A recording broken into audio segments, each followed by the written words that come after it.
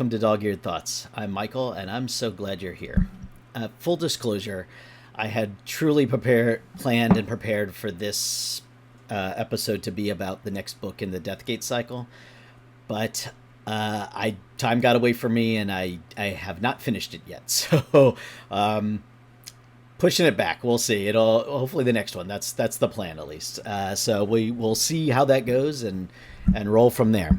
So instead, what I'm going to talk about is just one of the more recent books that I finished, and I think it's worth a conversation. Quite frankly, even regardless of when I would have added it, I think it's worth this conversation.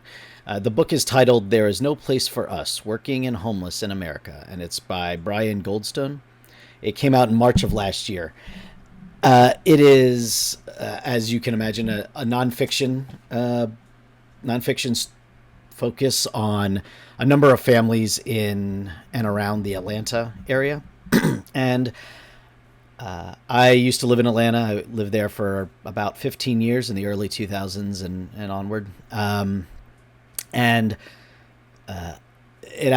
lot of the places that he talked about and wrote about absolutely can relate to it in terms of I know where that is, or I know those areas, or and things like that. And from this book, quite frankly, what's most important about it is, look, we often talk about, or you'll hear about, the late stage capitalism and all these for-profits and landlords and all the pieces that go into that make things even worse, right? But the reality is that so many people across the board are literally living one paycheck away from living in their car, and they still have a job in many cases, but maybe they need 2 or 3 jobs just to potentially pay the skyrocketing rent or and different pieces and all the things where one misstep, one minor thing, one car dying, one extra fee that they didn't plan for, all of those things is the tipping point for people with families, people who are well-meaning, who continue to work. These aren't people who haven't been able to get a job for 5, 10, 15 years. These are people who are actively in the job market and have paychecks coming in, but it is not enough to cover what they need for basic necessities, primarily housing. And while the story itself, the stories, because it's multiple people, take place in Atlanta, it is absolutely could be fit Atlanta, cross Atlanta out and put in almost any other city, town across this country, and you would have run into the same thing. And I think it's interesting to note, and one of the things that he really approaches is that there's so many different aspects of it. One of the ways that he talks about is the extended stay hotels, and how over the course of early 2010s to right up to COVID, the prices astronomically doubled, and these are especially in certain areas where they know that extra gentrification is going on and people are being pushed out of affordable housing.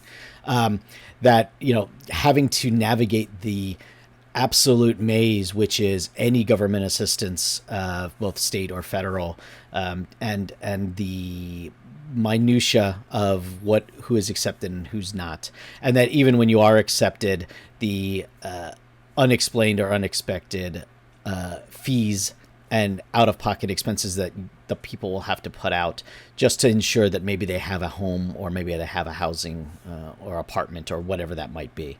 And also the well-known and it's documented predatory landlords who know these people are out there and struggling and are still out there, latching on and kind of making deals that are too good to be true because they are, and going through that process. And so this story, it really is amazing. You have single mothers, obviously, who are, working and trying very hard to make sure their kids have at least a roof over their head, some food. You have families who are, the story takes place of like nuclear families who are trying to work through things and, constantly kind of battle through the system, and both the system which is capitalism, but the system that is even set up to help them, that does not make it easy at all.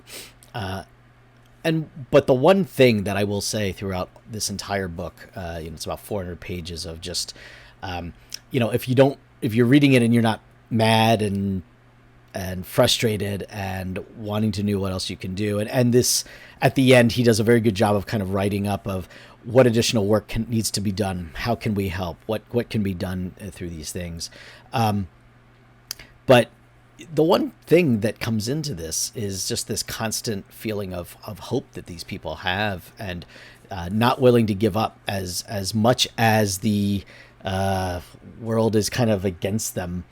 They constantly are trying to take the next step, just one more step, one more thing, one more phone call. Maybe this one might work.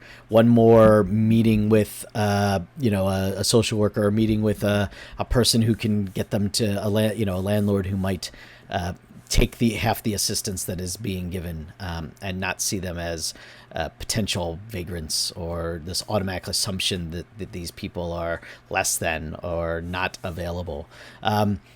But in and of itself, it's also just an amazingly frustrating story of how we, especially in this country, are just constantly setting bars so high that and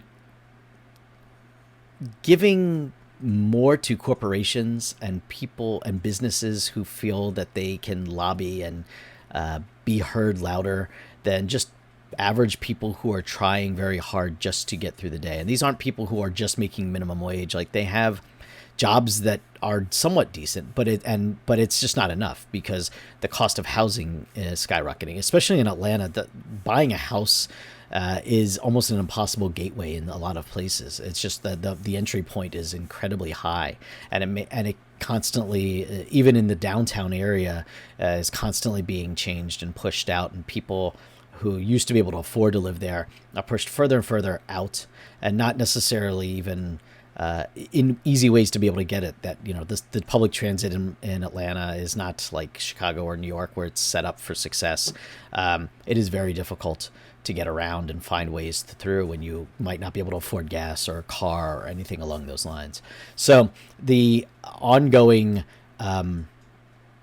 support and push in the stories, and the tales that go into this, where people are right on the edge and thinking they're going to get something, and the rug gets pulled out from under them, or they think they're about to fall off the cliff, and they find a positive way through to get to the next step, the next week, the next day, all of those things, which I think is why there's so much hope in the story in terms of how the people who are being having to go through all of this continue to find some inner strength and continue to push through. But it is absolutely criminal that this story is told, and it is not told enough.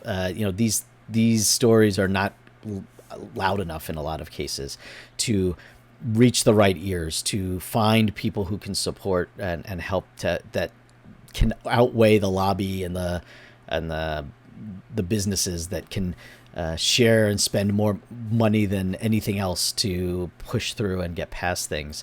Like, these are stories that need a louder platform, and obviously, if even in my small mini one, if I can provide anything, but it's just a constant state, and no matter where you go in this country, if there's a small town, medium town, or a large city, these similar things are continuing to go on, and it is becoming harder and harder every day. And especially even now, 2026, with the prices are what they are for everything else, the tipping point for even more and more people being one paycheck or one car trouble away from not being able to pay rent or pay their mortgage or pay something, as and stacking up tons of debt or loans that they can't pay back, which impacts their credit, which impacts their ability to find stuff. It's like this vicious cycle that goes around and around and around. So I can only say that this book is a must read. I think it's something that, especially in this day and age, needs to be told. This story kind of crosses the late 20 teens right up to before COVID. But even still, the numbers aren't really any different, whether it's 2019 or 2025. I think this is incredible journalism, incredible going through. I think it also shows that when they do homeless censuses and kind of try to count homeless, these people usually aren't counted because they have jobs, and maybe they're living in their car, but they're not always in the same spot because they move around, or they move because they go to their job and they come back, but they're sleeping in their car, or their family, or they're sleeping on someone's couches, their family or friends' couch, and trying to keep their kids fed and into school. It is extremely powerful. I think Brian does an incredible job of putting this together with really a great humanity, and really bringing to life such a difficult and sad situation that people who have the privilege of paying their mortgage and paying their rent and not necessarily worrying about these things don't really understand, and need to understand this, because I think if anything, a little bit of empathy in this goes a long way.